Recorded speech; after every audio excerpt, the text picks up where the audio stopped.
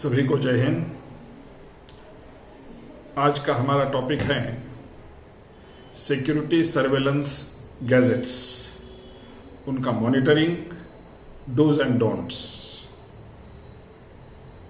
हम लोग सिक्योरिटी एजेंसियां सर्वेलेंस के लिए बहुत प्रकार से मजबूत करना चाहते हैं। खास करके रेलवे नेटवर्क पर जिस तरह से लोगों का यातायात है, उनके साथ कई बार anti social elements, terrorist elements, anti national elements, naxalites, इन सभी लोगों का आवागमन रेलवे नेटवर्क पे चलता रहता है। उसी तरह से रेलवे सिस्टम के अंदर ही अलग अलग प्रकार के क्राइम्स, चाहे वो आरपीयूपी एक्ट के तहत हो, चाहे वो रेलवे एक्ट के तहत हो, चाहे वो और किसी माइनर एक्ट जैसे नारकोटिक्स वगैरह हो, चाहे रेलवे में और गतिविधियां हों, इन सभी गतिविधियों पे प्रशासन की, एग्जीक्यूटिव की और खास करके लॉ एग्जीक्यूटिंग एजेंसीज की पैनी नजर होना बहुत आवश्यक है। आप स्वयं फिजिकली कितने एरिया को हमेशा के लिए देख पाओगे? बहुत मुश्किल है। इसलिए टेक्नोलॉजी की मदद से, अलग अलग सिक्योरिटी गैजेट्स की मदद से हम लोगों को रेलवे सिस्टम पर अलग अलग प्रकार के सर्वेलेंस करना है। क्या क्या ऐसे गैजेट्स हैं जिन पे हम लोग सर्वेलेंस, जिनके आधार से हम लोग सर्वेलेंस रख सकते हैं, उसका हम आज के इस श्रृंखला में विचार करेंगे। उस गैजेट्स को कैसे लगाया जाए, कैसे इंस्टॉल किया जाए, उसको कैसे मॉनिटर किया जाए, उसका रखरखाव कैसे किया जाए और उसके हमारे लिए क्या डूज है, क्या डोंट्स है, क्या क्या चीजें करती रहनी है, क्या क्या चीजें नहीं करनी है, इस पर आज हम चर्चा करेंगे। तो दोस्तों, सबसे पहले हम देखते हैं कि कौन से ऐसे इंपॉर्टेंट गैजेट्स हैं जो आज के दिन हम लोग रेलवे सिस्टम पे इस्तेमाल कर रहे हैं, खास करके सर्वेलेंस के लिए। तो आप सबको ज्ञात है, सबसे इंपॉर्टेंट और सबसे प्रचलित जो सिक्योरिटी गैजेट्स है जिसका हम सर्वेलेंस के लिए इस्तेमाल करते हैं, वो है सीसीटीवी कैमरास। दोस्तों, शायद ही ऐसा कोई मेजर स्टेशन होगा आज रेलवे पर जिसमें सीसीटीवी कैमरास नहीं लगे हैं। बाहर की दुनिया में भी, चाहे मॉल्स हों, चाहे छोटी मोटी दुकानें हों, रोड्स हों, सिग्नल्स हो, हर जगह सीसीटीवी कैमरास आते जा रहे हैं।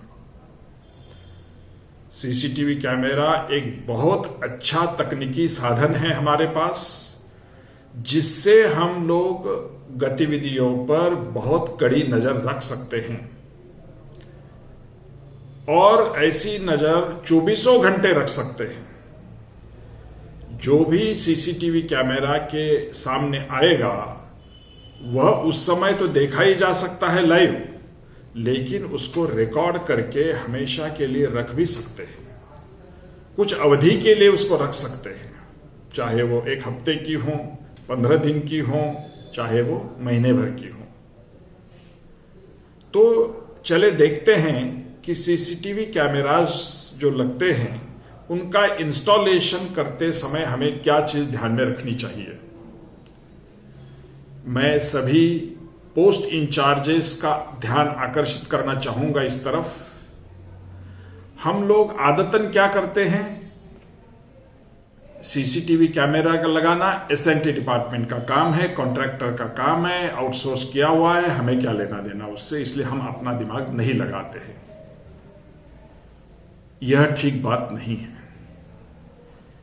जो भी इंफ्रास्ट्रक्चर खास करके इस तरह का टेक्नोलॉजिकल इंफ्रास्ट्रक्चर हमारे लिए लगाया जा रहा हो, उस पर लगाने के समय से हमको उस पर नजर रखनी है। कौन से प्रकार का सीसीटीवी कैमरा लगना है,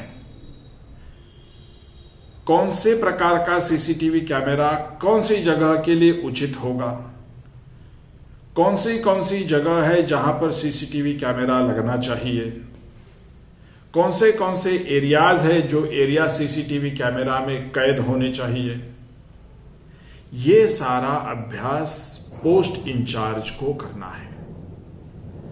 पोस्ट इंचार्ज अपने साथ जीआरपी के इंचार्ज को भी ले सकता है, स्टेशन मास्टर को भी ले सकता है, हेल्थ इंस्पेक्टर को भी ले सकता है, और भी तमाम उनके जो साथी है अलग अलग डिपार्टमेंट के उस स्टेशन पर, उन सभी को साथ में लेकर स्वयं ये तय करें कि किस प्रकार का सीसीटीवी कैमरा कौन सी जगह पर लगे।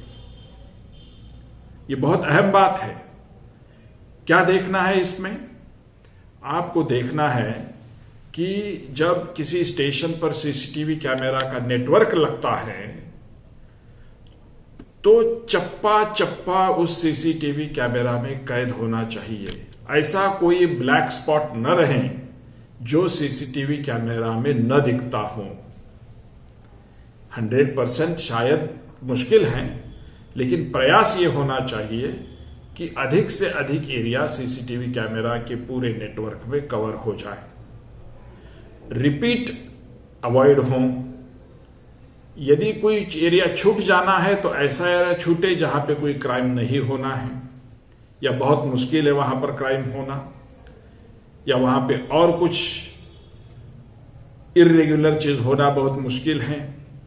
ऐसी जगह यदि छूटनी है तो ऐसी जगह छूटे, बाकी कोई जगह न छूटे, यह सुनिश्चित होना चाहिए। तो सबसे पहले स्टेशन का मौका मुआयना करें। यदि आपके स्टेशन पर पहले से सीसीटीवी कैमरास लगे हुए हैं तब भी कोई बात नहीं, उसको रिलोकेट किया जा सकता है। इसलिए अपने स्टेशन पर पूरी ग्रिप लेने के लिए आपको सबसे पहले सीसीटीवी कैमरा का प्रकार और उसकी जगह आइडियल तय करना है, जिससे से अधिक एरिया आपके सीसीटीवी कैमरा के नजर में आ जाए, परिणामतः आपकी नजर में आ जाए। तो सबसे पहले सीसीटीवी कैमरा का प्रकार और सीसीटीवी कैमरा की जगह अच्छे से तय करें। कौन सा एरिया सीसीटीवी कैमरा में कैद हो, यह पहली बात। दूसरी बात, आपको यह भी देखना है कि पब्लिक माने पैसेंजर का फ्लो किस तरफ से किस तरफ आ रहा है। आपको यह देखना है कि अधिक से अधिक कैमरा में लोगों के चेहरे आने चाहिए, पिछवाड़े नहीं। तो किस जगह कैमरा लगाने से लोगों के चेहरे ज्यादा आएंगे, यह आपको अभ्यास करना है। कई बार ऐसा होता है कि सुबह के समय यदि एंट्री पे आपने लगाया तो भीड़ ज्यादा होगी तो सबके चेहरे आएंगे, लेकिन वही कैमरा रहा और शाम के समय लोग बाहर जाने वाले ज्यादा होंगे तो उनका बैक साइड आएगा। ऐसा हो सकता है। इसलिए कई जगह पर आपको करना होगा कि दोनों तरफ कैमरे लगाने होंगे, जिससे एक समय उनका आगे का पोर्शन आए, दूसरे समय उनको पीछे का पोर्शन आए, तो दोनों पोर्शन कवर हो जाएगा। डिपेंड करता है कितने कैमरेज आपके पास हैं, उनमें कैसा आप एडजस्ट करते हैं, कौन सी जगह को ज्यादा अहमियत देते हैं। तो इन सब चीजों का विचार करके आपको कैमरा का लोकेशन तय करना है। तीसरी बात क्या सोचनी है आपको कैमरा का लोकेशन तय करने के लिए? प्रकाश। नेचुरल लाइट डे टाइम में कहां है। ऐसा ना हो कि कैमरा जहां पर जिस एरिया को कैमरा वीडियोग्राफ कर रहा हो वो एरिया डार्क हो। शायद दूसरी जगह आप लगाते तो बराबर लाइट लोगों के चेहरे पे होती, जो चीज आपको देखनी है उस पे होती। तो लाइट का सेंस आपको देखना है। यदि कैमरे के सामने बहुत तेज लाइट है तो आपके वीडियो ठीक नहीं आएंगे। इसलिए लाइट कैमरा के पीछे होनी चाहिए, न कि उसके सामने। उसके फोकस, कैमरा पे फोकस करती हुई लाइट होने से आपके जो चित्र आएंगे वो स्पष्ट नहीं आएंगे, डार्क आएंगे। तो ये लाइट का भी आपको स्टडी करना है और तय करना है कि आइडियल लोकेशन कहां हो, आइडियल डायरेक्शन उसकी कहां हो। तीसरी चौथी बात ये देखना है कि अभी अग्निवीर एजिटेशन में देखा गया कि कई दंगाइयों ने कैमरे तोड़ दिए। क्या इससे बचा जा सकता है? बिल्कुल बचा जा सकता है। कैमरा का लोकेशन सिलेक्ट करते समय या कैमरा का लोकेशन सिलेक्ट करने के बाद क्या उस कैमरा को अच्छी तरह से कंसील किया जा सकता है, या क्या ऐसी जगह लगाया जा सकता है जहां पर किसी दंगाइयों का हाथ न पहुंचे या डंडा न पहुंचे या पत्थर न पहुंचे या उसको वो दिखाई न दे। तो इस तरह का किसी प्रकार से उसको कैमोफ्लेज करना होगा कैमरा को, ताकि आम आदमी को, क्रिमिनल को, एंटी सोशल एलिमेंट्स को, आतंकवादी एलिमेंट्स को वह कैमरा दिखाई न दे। कैमरा दिखाना ये बहुत रॉ अप्रोच है। कैमरा दिखाकर भी आप अपराधों को कुछ हद तक कम कर सकते हो, लेकिन कैमरा न दिखाकर भी आप पैनी नजर उन पर रख सकते हो और कैमरा को भी बचा सकते हो। तो ये एक तरीका आपको कैमरा का इंस्टॉल करते समय सोचना है।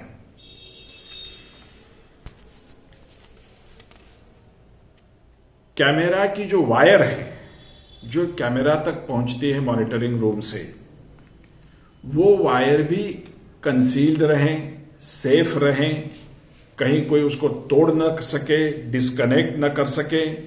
यह आपको अच्छी तरह से देखना है और इस तरह से इंस्टॉलेशन हो, ये कॉन्ट्रैक्टर को, एसएनटी डिपार्टमेंट को समझाना है, उनको कन्विंस करना है और तब जाके इंस्टॉलेशन का परमिशन देना है। इसी तरह से सीसीटीवी कैमरा के रख रखाव में और एक इंपॉर्टेंट चीज है, इनका डेली या रेगुलर चेकिंग।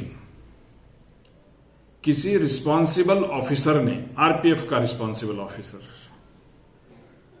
मान लीजिए कि आप रेगुलरिटी इस तरह से चेक करते हैं कि हर हफ्ते एक ऑफिसर सभी कैमरास को देख के आएगा कि सभी कैमरास ठीक ठाक तो हैं, ठीक ठाक ऑपरेट हो रहे हैं, ठीक ठाक घूम रहे हैं। अलग अलग प्रकार के कैमराज होते हैं, जैसे डोम कैमरा है, 360 डिग्री घूमने वाला कैमरा है, बुलेट कैमरा है। जो कैमरे जूम हो सकते हैं वो जूम हो रहे हैं प्रॉपरली या नहीं हो रहे हैं। जो camera left and right, up and down घूम सकते हैं वो घूम सक रहे हैं या नहीं सक रहे हैं। जो कैमरा 360 डिग्री घूम सकते हैं वो घूम सक रहे हैं या नहीं सक रहे हैं। इन सारी फैसिलिटी जो कैमरा में दी है, रोजाना हमेशा हम इन सभी फैसिलिटीज का इस्तेमाल तो नहीं करते हैं। इसका मतलब ये नहीं है कि किसी कैमरा को किसी फैसिलिटी नहीं भी चलेगी तो उसका शिकायत नहीं करनी है। तो रेगुलरली चेकिंग होना चाहिए कि सभी कैमराज की सभी फैसिलिटीज काम कर रही है या नहीं। यदि आपको पता चलता है कि किसी कैमरा की कोई फैसिलिटी काम नहीं कर रही है तो फौरन उसकी शिकायत उसके मेंटेनेंस का कॉन्ट्रैक्ट जिसको मिला हुआ है उससे करनी चाहिए। उसका रिकॉर्ड रखना चाहिए कि आपने किस समय शिकायत दर्ज की। शिकायत दर्ज करने से लेकर उसको दुरुस्त करने तक का समय निश्चित है। समझ लीजिए कि आप यदि किसी कैमरा को कहते हैं कि ये कैमरा काम नहीं कर रहा है, आप एनुअल मेंटेनेंस कॉन्ट्रैक्ट जिसको दिया है उसको इन्फॉर्म करते हैं और आपके टर्म्स ऑफ कॉन्ट्रैक्ट में है कि विद इन 48 आवर्स वह कैमरा ठीक करना ये उनकी जिम्मेदारी है, और यदि नहीं करते 48 आवर्स में ठीक ठाक तो पर आवर या पर डे उस पर पेनल्टी बताई गई है। इसलिए जैसे ही कैमरा काम करना बंद कर दे या किसी कैमरा की कोई फैसिलिटी काम करना बंद कर दे या उसमें कोई खराबी आ जाए, फौरन उसको रिकॉर्ड पे लेना चाहिए और रिकॉर्ड पे लेकर रिकॉर्ड में ही सामने वाले को इन्फॉर्म करना चाहिए और ये सुनिश्चित करना चाहिए कि वो फैसिलिटी कब ठीक हुई। जब ठीक हुई तो उसकी भी कुछ सुविधा होनी चाहिए कि इस समय ये फैसिलिटी ठीक हो गई। ठीक हो गई उसके कहने से न मानिए ठीक हो गई, आपके किसी रिस्पॉन्सिबल व्यक्ति को सुपरवाइज करना है, देखना है और एक्चुअली जाके चेक करना है कि क्या वो फैसिलिटी ठीक हो गई। यदि हो गई तो उससे रिपोर्ट लेके फैसिलिटी ठीक कर गई और ये काउंटर साइन करे कि हाँ साहब फैसिलिटी ठीक हो गई, मैंने चेक किया है।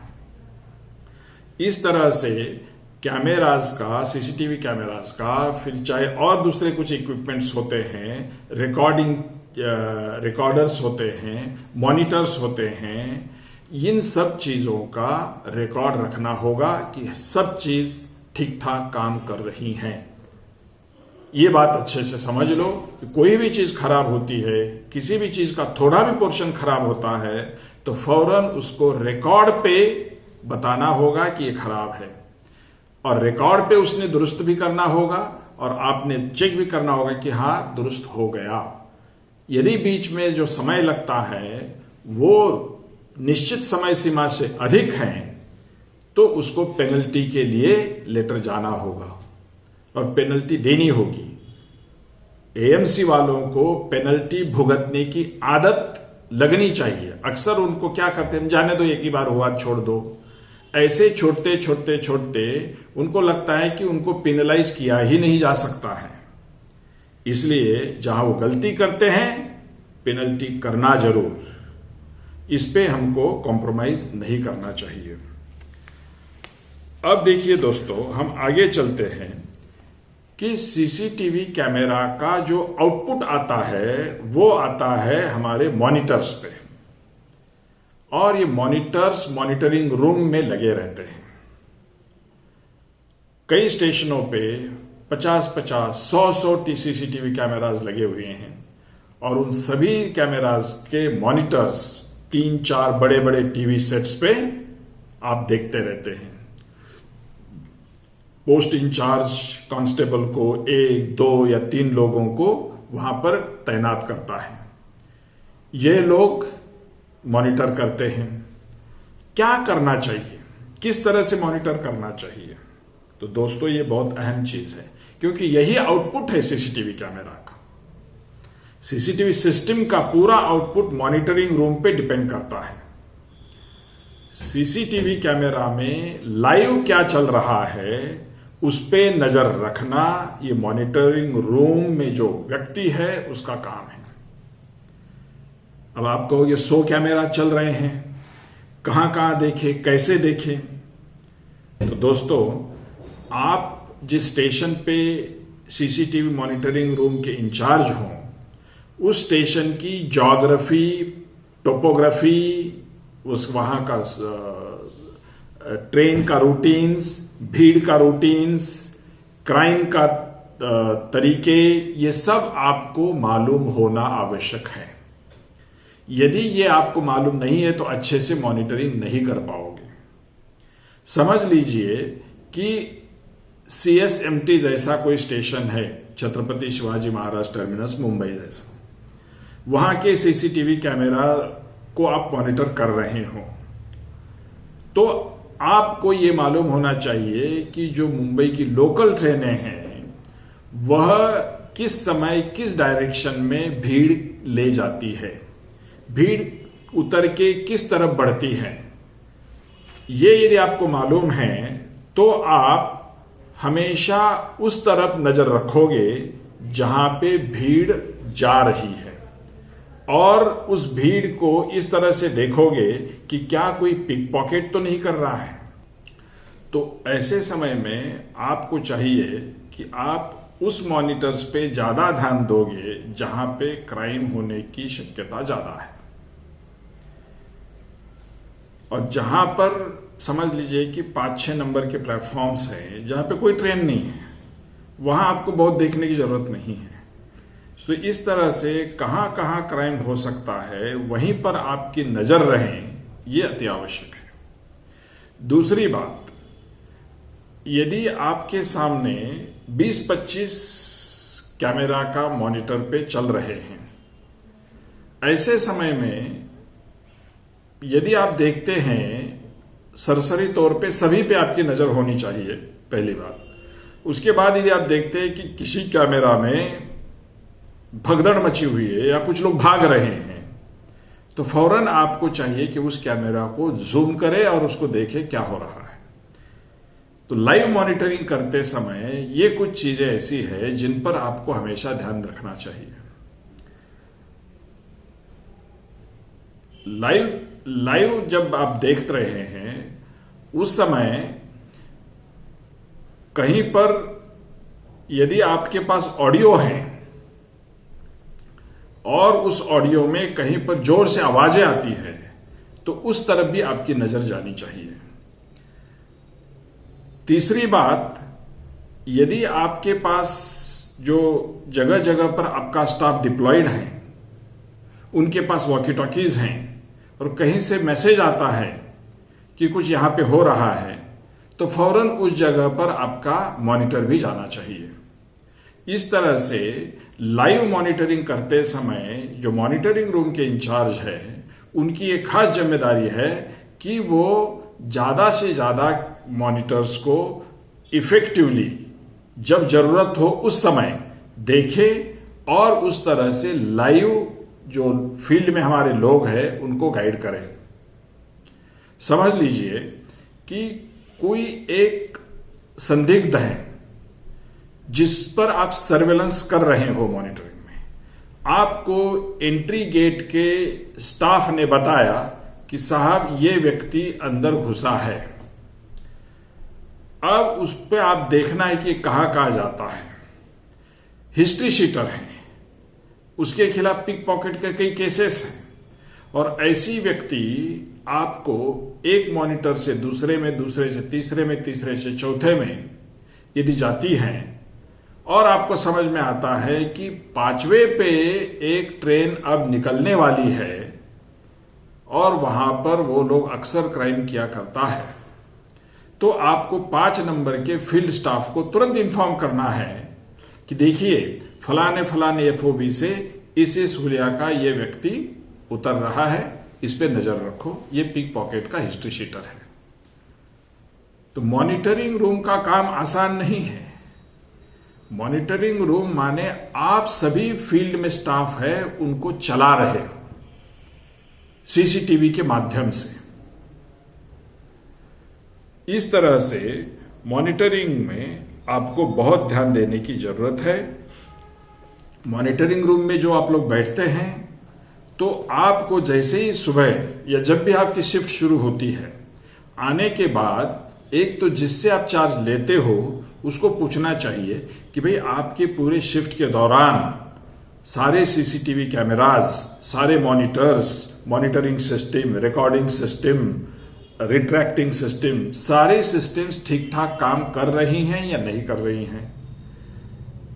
सब इसकी सारी रिपोर्ट उनसे लेना है, जबानी भी लेना है, राइटिंग में भी लेना है, और उसने क्या क्या चीजें पाइपलाइन में डाली है। जैसे उसने कहा कि मुझे ड्यूटी में जब 4 घंटे हुए तब पता चला कि फलाना फलाना CCTV काम नहीं कर रहा है, मैंने उस पर ये कार्रवाई की है, अभी तक सामने से कोई जवाब आया नहीं है। तो वहां से लेकर वो काम आगे की शिफ्ट वाले ने अपने हाथ में लेना है। उस तरह से हैंडिंग ओवर, टेकिंग ओवर में भी आप लोगों ने अच्छी तरह से देखना है कि सिस्टम ढंग से काम कर रहा है या नहीं कर रहा है। जब आप शिफ्ट टेक ओवर करते हो तो आपको चाहिए कि सारी चीजें देख ले कि सारी चीजें अद्ययावत है क्या नहीं है, सारी सिस्टम्स काम कर रही हैं क्या नहीं है।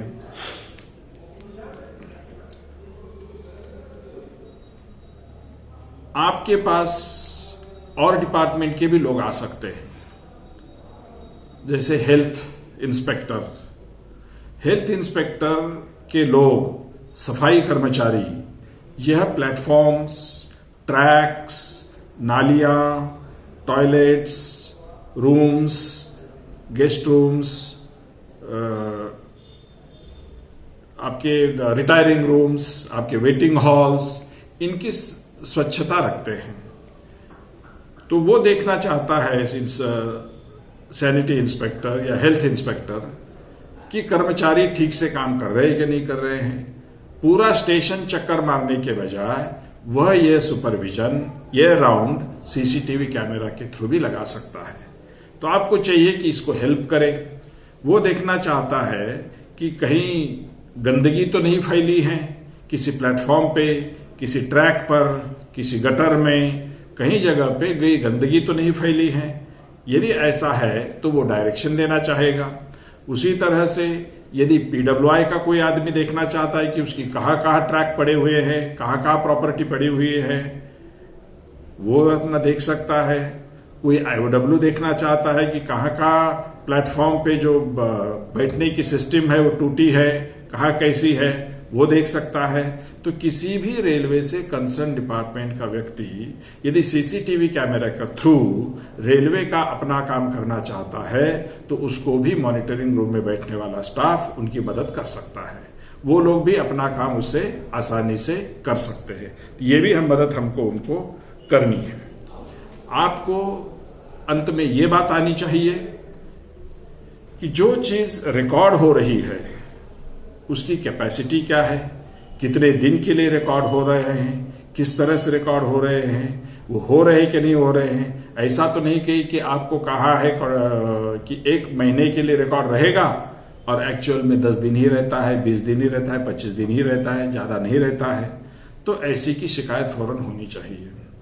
आपको आना चाहिए कि जो रिकॉर्ड की गई चीज है वो आपको किसी एक कैमरा का फुटेज फलाने समय से फलाने समय तक यदि किसी को देखना है, आपके पास आरपीएफ आ सकती है, आपके पास जीआरपी आ सकती है, आपके पास लोकल पुलिस आ सकती है, आपके पास आईबी आ सकती है, आपके पास रेलवे का कोई डिपार्टमेंट आ सकता है कि अपनी चीज उस दिन उस समय ऐसा हुआ था, हमको देखना है कि क्या हुआ था। कोई क्रिमिनल को पकड़ने के लिए, कोई गुमशुदा व्यक्ति को तलाशने के लिए, कोई कुछ तो कोई कुछ, बहुत सारे पर्पस होते हैं। तो इसलिए वह रिकॉर्ड क्लिप वो देखना चाहता है तो आपका एक कौशल्य होना चाहिए कि आप कम से कम समय में उसको जो चाहिए, जहां का वीडियो चाहिए वहां का उसको दिखा सके। यदि उसकी कॉपी किसी को देनी है तो जो भी प्रॉपर चैनल हो, जो भी सिस्टम हो, जो भी कानूनी आवश्यकताएं हों, उन सबको देखभाल के उसका क्लिपिंग्स जिसकी भी अथॉरिटी हो उस अथॉरिटी के माध्यम से दे सकते हैं। तो इस तरह से मॉनिटरिंग रूम में आपको ये सारी चीजें देखनी होगी। अभी ये तो हुआ मॉनिटरिंग का और रखरखाव का और इंस्टॉलेशन का। अभी हम बढ़ते हैं सीसीटीवी कैमराज में डूज एंड डोंट्स के बारे में। क्या है डूज, क्या है ऐसी चीजें जो आरपीएफ इंस्पेक्टर और आरपीएफ के उसके नीचे के ऑफिसर्स और सारे जवान इन्होंने करनी ही करनी है। जब कैमरा इंस्टॉल होता है तो आपको यह सुनिश्चित करना ही करना है कि वह कैमरा आम आदमी के आउट ऑफ रीच है।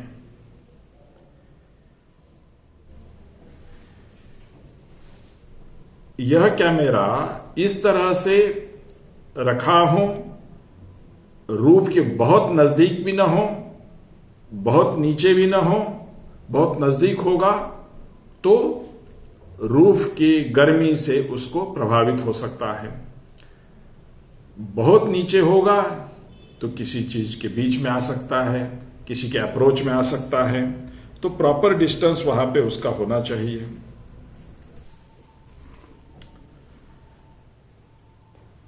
आपके कैमराज वेदर से, तापमान से और हुड़दंग से आपको बचाना है, ये डोज में आता है। आपको अधिकतर कैमराज ऐसी जगह पे लगाने हैं जहां हेवी ट्रैफिक उसमें शूट हो सके और ऐसे लोकेशंस जहां एग्जिट और एंट्रीज होती हैं वो सारे कवर होने चाहिए। आपके कैमराज इस तरह से माउंट हों कि वो आसानी से वहां से डिसमाउंट न किया जा सके। यदि किसी एरिया में अंधेरा अक्सर होता है तो क्या वहां नाइट विजन कैमरा लगाया जा सकता है, यह भी आपको देखना है। अभी डोंट्स, क्या आपको नहीं करना है।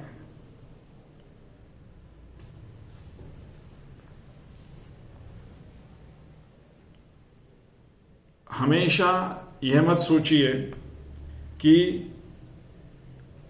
सीसीटीवी कैमरा होता है, कोई भी लगा दो, कैमरा होने से मतलब है, ऐसा नहीं है।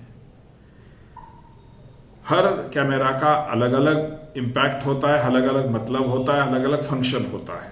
कहां पे क्या जरूरी है वो सोचना होगा, इसलिए इसको लाइटली न लें।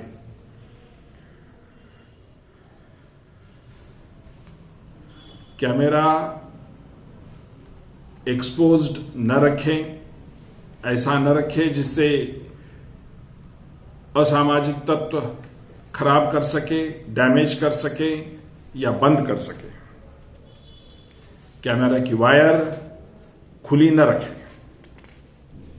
इस तरह के डूज एंड डोंट्स आप सीसीटीवी कैमरा के इंस्टॉलेशन में और रख रखाव में पालन करना आवश्यक है।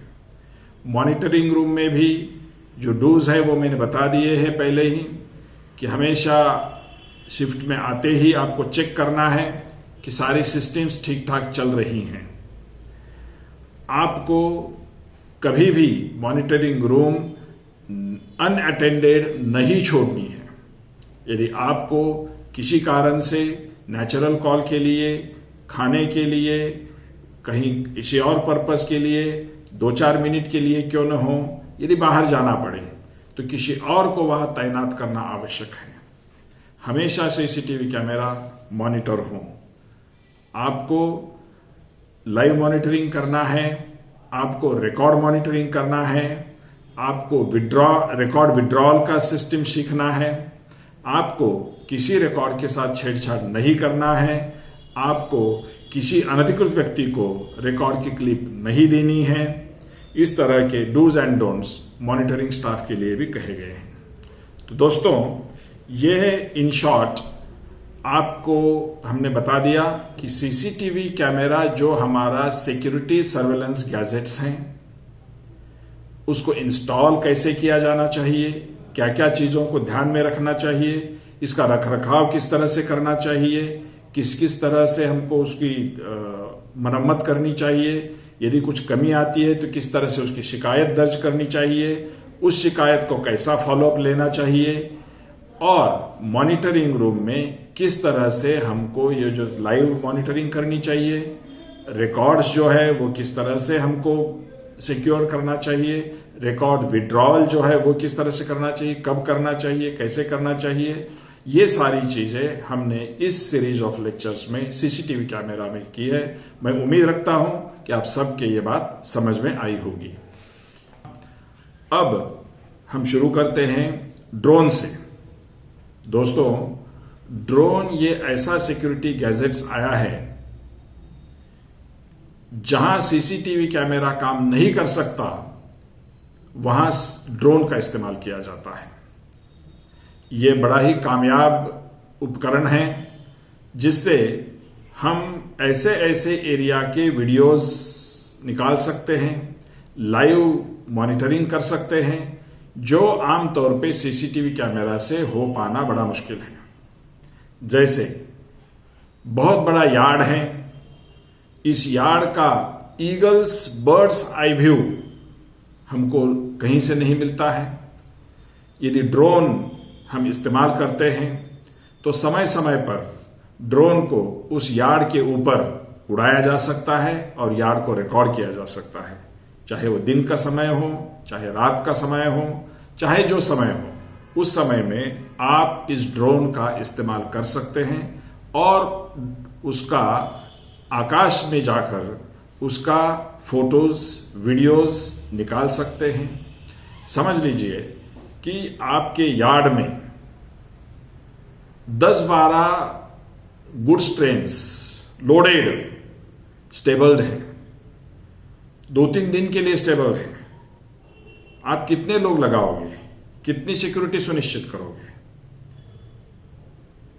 आपने देखा होगा कि पुराने समय में हम लोगों के बहुत सारे स्टाफ यार्ड में डिप्लॉय रहते थे। हर शिफ्ट में वो एक अपनी बीट बुक में सभी वैगन्स की पोजीशन लिखते रहते थे। बड़ा ही कम्बरसम जॉब था, लेकिन ड्रोन के चलते ये बहुत आसान हो गया है। केवल एक आदमी पूरे यार्ड को कितनी भी ट्रेनें हो आराम से सिक्योरिटी दे सकता है। यदि ड्रोन मॉनिटरिंग रूम से मॉनिटर हो, उसका वीडियोस और ड्रोन उड़ाने वाली व्यक्ति जहां भी आवश्यक हो वहां हो, उसको समय समय पर उड़ाएं और यार्ड के एक किनारे से दूसरे किनारे तक का सारा वीडियो लेते रहें, तो आपके सारी गतिविधियां अपने आप उसमें रिकॉर्ड होगी और मॉनिटरिंग रूम में उसको देखा जा सकेगा।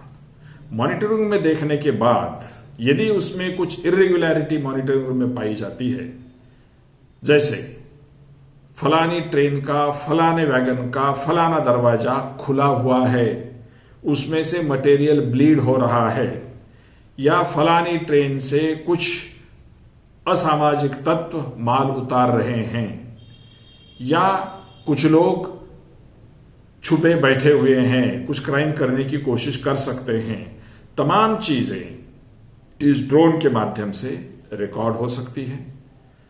दूसरी बात, जब ड्रोन चलता है तो वहां के लोगों से छिपा हुआ नहीं रहता है, उनको भी पता चलता है कि कोई चीज यहां पे चल रही है जो रिकॉर्ड कर सकती है, तो उससे भी क्राइम अपने आप प्रिवेंट होने में मदद होती है। तो ये ड्रोन का जो सर्वेलेंस है ये दुधारी सर्वेलेंस है, क्राइम प्रिवेंशन भी करता है, क्राइम को डिटेक्ट भी करता है। इस तरह से इस ड्रोन का इस्तेमाल हम लोग सिक्योरिटी सर्वेलेंस के लिए आराम से कर सकते हैं। हालांकि ये महंगा इंस्ट्रूमेंट है, लेकिन बहुत ही कामयाब इंस्ट्रूमेंट है।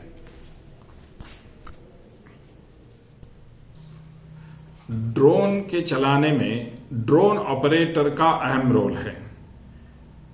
कोई भी ड्रोन को ऑपरेट नहीं कर सकता है। ड्रोन ऑपरेटर को ट्रेनिंग लिया हुआ ही होना चाहिए।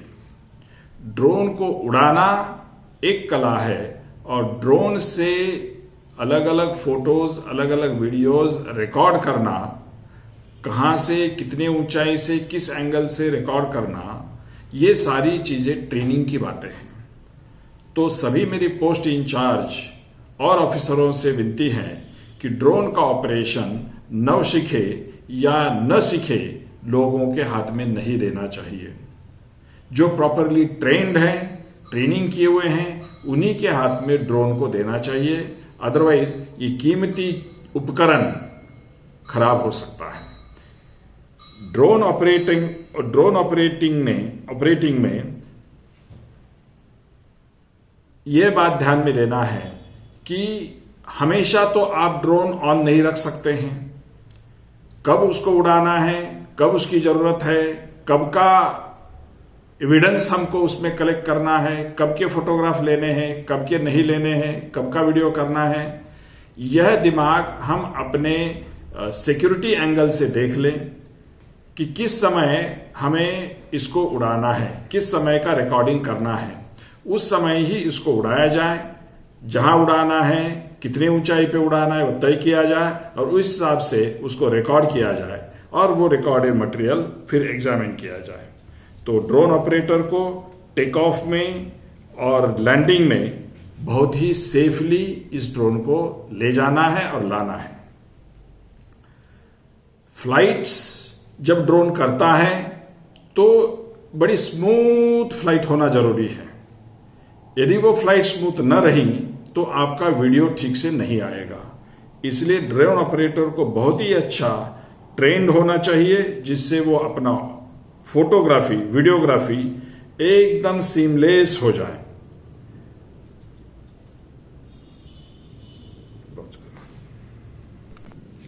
जब आप ड्रोन से लाइव फोटोग्राफी वीडियोग्राफी कर रहे हो तब ऑपरेटर को चाहिए कि वो उस फोटोग्राफी वीडियोग्राफी को उस एंगल से भी देखे जिस एंगल से सीसीटीवी मॉनिटरिंग रूम में बैठा हुआ व्यक्ति सीसीटीवी का फुटेज देखता रहता है। समझ लीजिए कि आप ड्रोन उड़ा रहे हैं तो एक ध्यान तो है आपकी ड्रोन की पोजीशन पर, और दूसरा ध्यान है वो क्या रिकॉर्ड कर रहा है उस पर।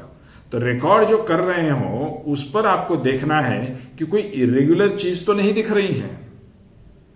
आप समझ लीजिए कि एक यार्ड्स में सारी वैगन्स कोल से भरी हुई हैं और उसमें चलते चलते आपको लगता है कि एक वैगन तो आधी हो गई है या कम हो गई है, तो वहां पे आपको रोकना होगा, जूम करना होगा, देखना होगा, उसके अगल बगल में देखना होगा, जिससे कि पता चले कि ये कम क्यों है।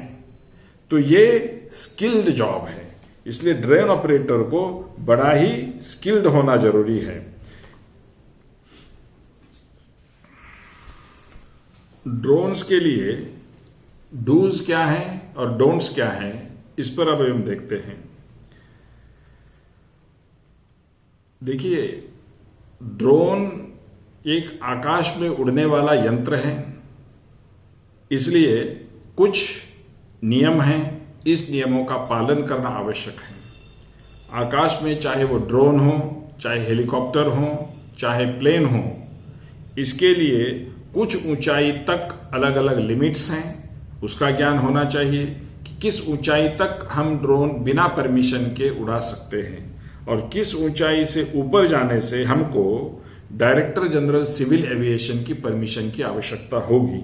यह सारा ज्ञान किसको?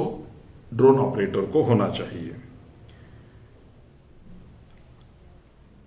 अनमैन्ड एयरक्राफ्ट ऑपरेटर्स परमिट, यह भी आपको UAOP DGCA से लेनी होगी यदि ज्यादा ऊंचाई पे आपको ड्रोन को ले जाना है। उसी तरह से हर फ्लाइट इतनी ऊंचाई के ऊपर यदि जाना है तो हर फ्लाइट के पहले आपको डिजिटल स्काई प्लेटफॉर्म के थ्रू परमिशन लेनी होगी। इस तरह के डूज जो है ये ड्रोन ऑपरेटर के लिए बहुत लीगल बाइंडिंग है। आपको हमेशा देखना है कि आपका ड्रोन जो है वो बेहतर कंडीशन में है। यदि ड्रोन ठीक ठाक कंडीशन में नहीं है तो उसको न उड़ाएं। तो हमेशा सुनिश्चित करें कि आपका ड्रोन बेस्ट कंडीशंस में, फ्लाइंग कंडीशंस में हमेशा है। जब आप उड़ाते हो तो ध्यान में रहे कि अगल बगल में कोई ऐसी चीज तो नहीं जिससे ये टकराया जा सकता है, चाहे वो पंछी हो, चाहे वो बिल्डिंग्स हो, चाहे पहाड़ी हो, चाहे पेड़ हो, चाहे बिजली के खंभे हो, चाहे कुछ भी हो। लेकिन ये हमेशा आपको ध्यान में देना है कि कोई इंटरफियर करने वाली चीज तो आपके ड्रोन को ब्लॉक तो नहीं करने वाली है। दूसरी चीज, आप और ड्रोन इसके बीच में कोई ऐसी चीज नहीं आनी चाहिए जो सिग्नल्स को ब्लॉक करे। तो वो आपको ध्यान में देना है कि उसका हमेशा आपके साइट जो है, लाइन ऑफ साइट जो है वो क्लियर होनी चाहिए, बीच में कोई बाधा नहीं होना चाहिए। आपको चाहिए कि जनरली दिन के लाइट में ही ड्रोन को उड़ाएं, after sunrise up to sunset. Weather अच्छा होना चाहिए। यदि फॉग है, धुंधला वेदर है, बादल है, बारिश है, तो ऐसे में ड्रोन को उड़ाया नहीं जा सकता है। फ्लाइंग की जितनी भी गाइडलाइंस है उनको फॉलो करना जरूरी है और सभी गाइडलाइंस को अपने पास अद्ययावत रखना भी जरूरी है। जो भी एयर स्पेस के रिस्ट्रिक्शंस है, नो ड्रोन जोन्स है, अवे फ्रॉम एयरपोर्ट्स रहना, उसी तरह से लोगों की प्राइवेसी का संभाल रखने के जो कानून है, इन सभी चीजों को मद्देनजर रखकर ही आप ड्रोन उड़ा सकते हैं, ऑपरेट कर सकते हैं। जब भी आप ड्रोन ऑपरेट करोगे, लोकल पुलिस को इन्फॉर्म करना आवश्यक है। आपकी फ्लाइंग एक्टिविटी लोकल पुलिस के पास रजिस्टर रिकॉर्ड होना आवश्यक है। यदि आपके पास पुलिस आते हैं तो उनको सारी रिक्विजिट इंफॉर्मेशन आपने देनी होगी। डीजीसीए के प्रॉपर परमिशन लेना, उनको इंटीमेट करते रहना आपके फ्लाइट्स के बारे में, यह आवश्यक है।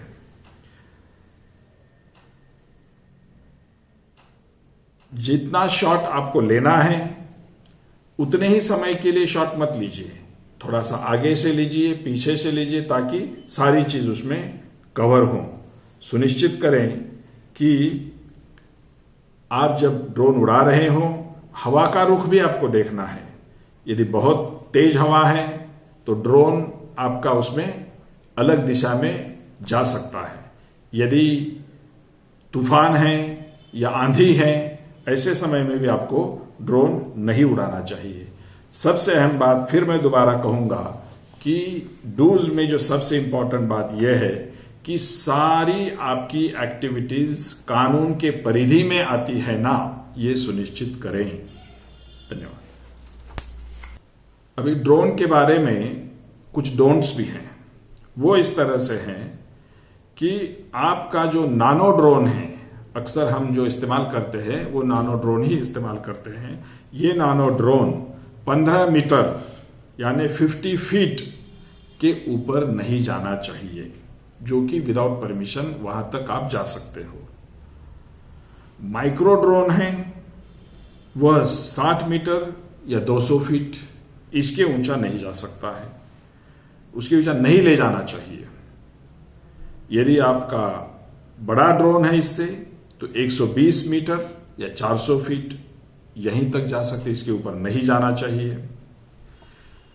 Don't fly near other aircraft, चाहे वो कोई और ड्रोन हो, चाहे वो हेलीकॉप्टर हो, चाहे और कोई एयर क्राफ्ट हो, उसके पास आपको ड्रोन को नहीं उड़ाना चाहिए।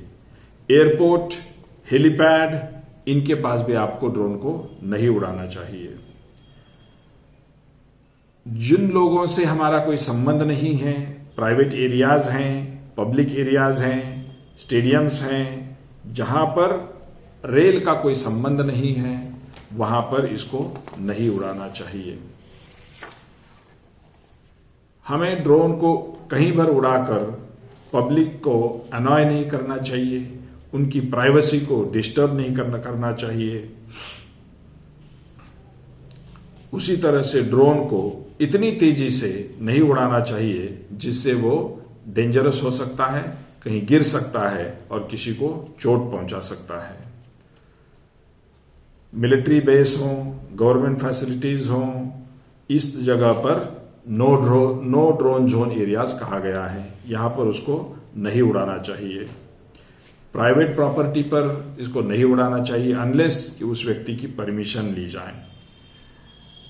जो कंट्रोल्ड एयर स्पेस हैं वहां पर प्रॉपर अथॉरिटी के परमिशन से ही इसको उड़ाया जाना चाहिए, अदरवाइज नहीं उड़ाना चाहिए। ड्रोन का इस्तेमाल किसी चीज को कैरी करने के लिए या किसी खतरनाक चीज को ड्रॉप करने के लिए इस्तेमाल नहीं होना चाहिए। जब ड्रोन आप उड़ा रहे हो तो आप किसी ड्रग या अल्कोहल के इन्फ्लुएंस में आपको नहीं होना चाहिए, और जब आप मूविंग व्हीकल में हो, शिप में हो, एयरक्राफ्ट में हो, उस समय ड्रोन को नहीं उड़ाना चाहिए। तो ये थे dos and don'ts of drone.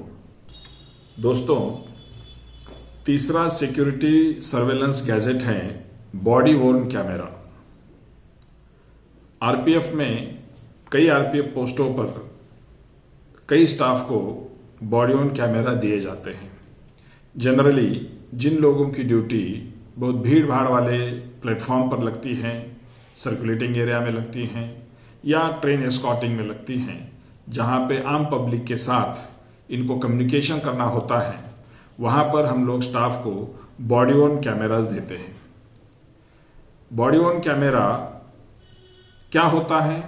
यह एक ऐसा डिवाइस है, यंत्र है, जिसे आप अपने जेब के साथ सीने पर एक जगह पे फिक्स कर सकते हैं और वह आपके सामने जो भी सीन होगा उसको वीडियो एंड ऑडियो रिकॉर्डिंग करता है। जैसे आप ट्रेन एस्कॉर्टिंग कर रहे हो तो आप जहां जहां जाते हैं आपके सामने का सारा सीन रिकॉर्ड होते जाता है। यदि आप किसी से बात कर रहे हो, क्या बात आपने की, क्या बात उसने की, वो दोनों बातों का ऑडियो रिकॉर्डिंग भी होता है, वीडियो रिकॉर्डिंग भी सामने जो है उसका होता है। इससे दो बातें सिक्योरिटी के हिसाब से फायदे की होती है। एक बात तो जो हमारा जवान है उस पर अपने आप एक कंट्रोल आ जाता है और वो नियम और कानून के तहत काम करते रहता है। उसको मालूम है कि उसकी आवाज भी इसमें रिकॉर्ड हो रही है, उसकी हरकतें भी इसमें रिकॉर्ड हो रही हैं। सामने वाले से जो भी ये बातचीत करेगा या सामने वाला इसे जो भी बातचीत करेगा वह सारी बातचीत वीडियो एंड ऑडियो रिकॉर्डिंग इसमें होगी। इस तरह से अपने स्टाफ को हमेशा ठीक रखना और सामने वाले पर भी नजर रखना, ये दो काम बॉडी वॉर्न कैमरा करता है। तो इसके बड़े फायदे हैं कि इसमें हमारा स्टाफ कभी भी कोई गलत काम करने से रुकता है और इसके सामने जो भी आएगा उसको भी जब देखेगा कि इसके पास बॉडी वॉर्न कैमरा है तो वो भी गलत काम करने से रुक जाएगा। और यदि कुछ गलत होता है तो वो रिकॉर्ड हो जाएगा। यदि कुछ बाद में मसला बनता है तो एज एन एविडेंस वो इस्तेमाल भी होगा। इस तरह से बॉडी वॉर्न कैमरा का एक सीसीटीवी, ड्रोन, इन सब से अलग पर्पस है और बहुत ही कामयाब ये सिद्ध हुआ है। बॉडी वॉर्न कैमरा का जो रिकॉर्ड है ये एज एन एविडेंस ये एडमिसिबल है। इतना ही है कि उसको टेस्ट होना चाहिए कि ये फेक नहीं बनाया गया है या जोड़ जाड़ के नहीं बनाया गया है। तो चलो देखते हैं इसके एडवांटेजेस क्या है। सबसे पहला, जैसे मैंने बताया कि ये क्राइम को रोकता है, डिटरिंग द क्राइम, ये इसका सबसे बड़ा एडवांटेज है। ये अपने स्टाफ की और स्टाफ के सामने होने वाली सारी एक्टिविटीज को रिकॉर्ड करता है, सभी सिनेरियोज को रिकॉर्ड करता है।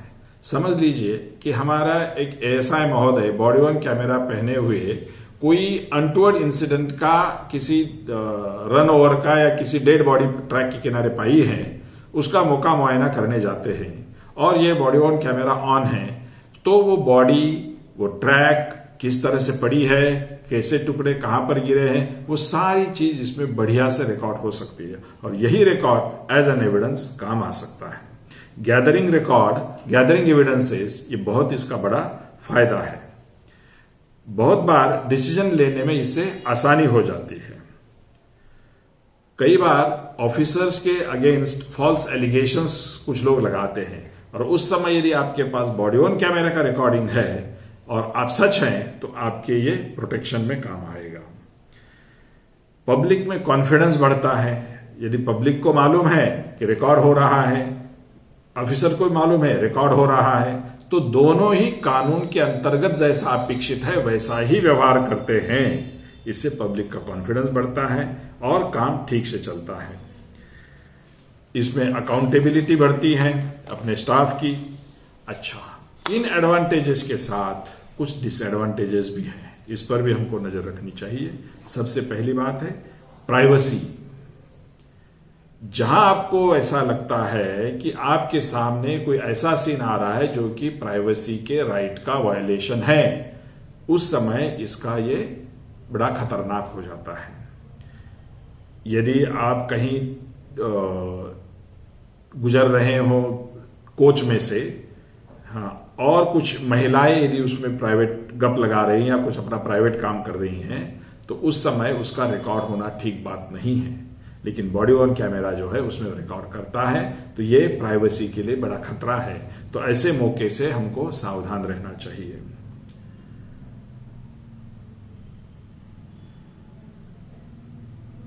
दूसरी बात इसका डिसएडवांटेज है कि इससे एक्चुअल में गलत काम रुकेंगे ऐसा नहीं है, होंगे, लेकिन उसका डिटेक्शन आसानी से हो जाएगा।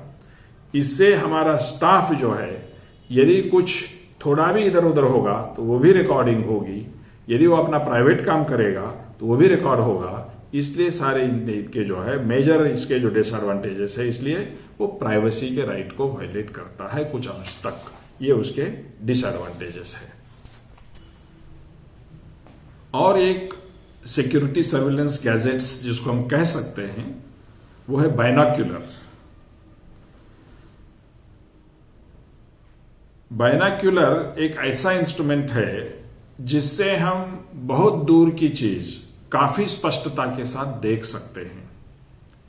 कुछ नाइट विजन बाइनोक्यूलर्स होते हैं, कुछ केवल दिन ही दिन में या प्रकाश में काम करने वाले बाइनोक्यूलर्स होते हैं। तो दूर की चीज नजदीक से देखने का ये यंत्र है। इससे हम जहां जहां हमारी बीट बहुत लंबी होती है, बार बार पूरे बीट पर चक्कर लगाना पॉसिबल नहीं होता है, लेकिन नजर तो रखना ही है, तो कैसे रखें? ऐसे समय में ऐसे ये बाइनोक्यूलर काम आ सकते हैं।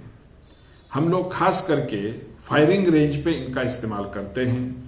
बार बार फायरर को टारगेट देखने के लिए वहां तक जाना, 100 मीटर, 200 मीटर, 300 मीटर और वापस आना बहुत समय बर्बाद होता है। ऐसे समय में बाइनोक्यूलर का इस्तेमाल होता है।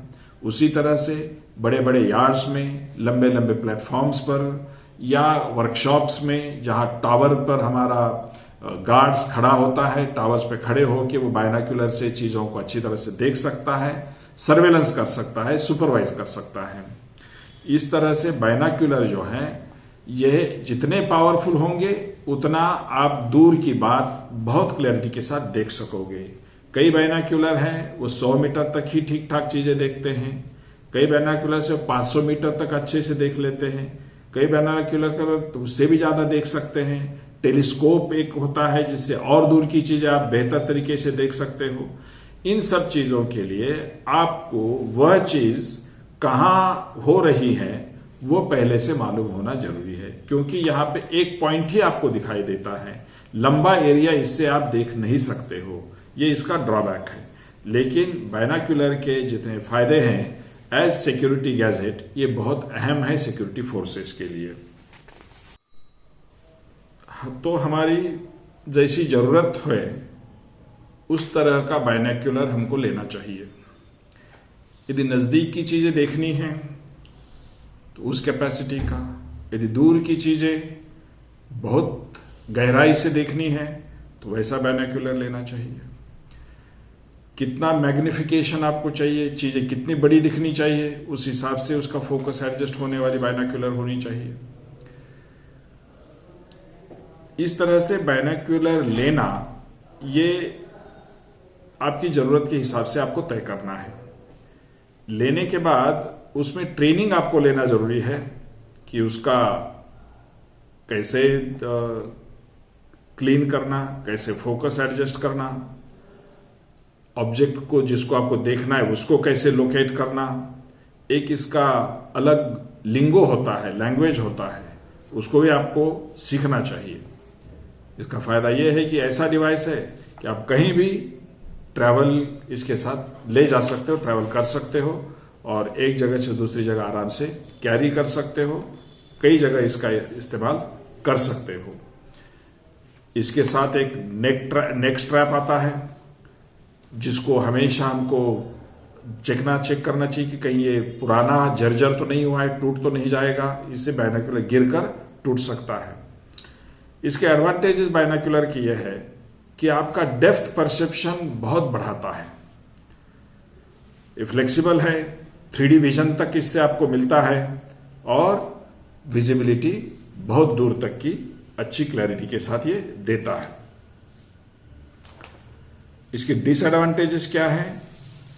इसका जो विजुअल फील्ड है, मतलब एरिया जो है वो बहुत लिमिटेड हो जाता है, बहुत फोकस्ड हो जाता है, लिमिटेड फोकस हो जाता है।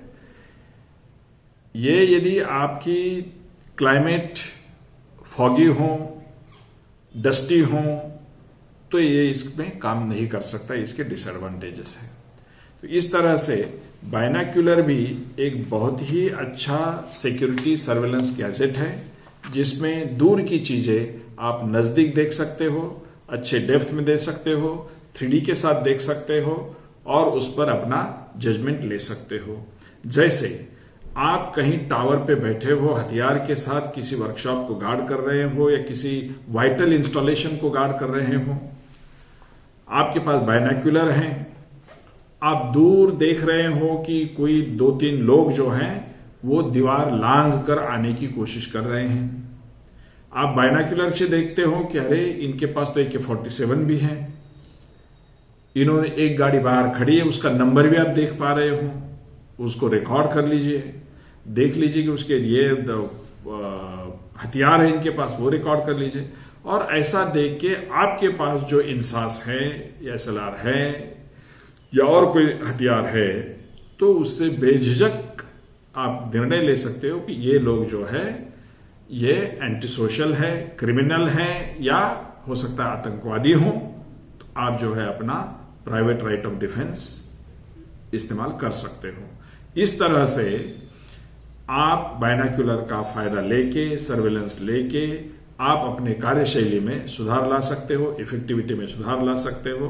तो दोस्तों, इस तरह से हम लोगों ने आज इन दोनों सीरीज मिला के ये देखा है कि हम लोग आज के दिन में यह 4 सिक्योरिटी सर्वेलेंस गैजेट्स का इस्तेमाल कर रहे हैं।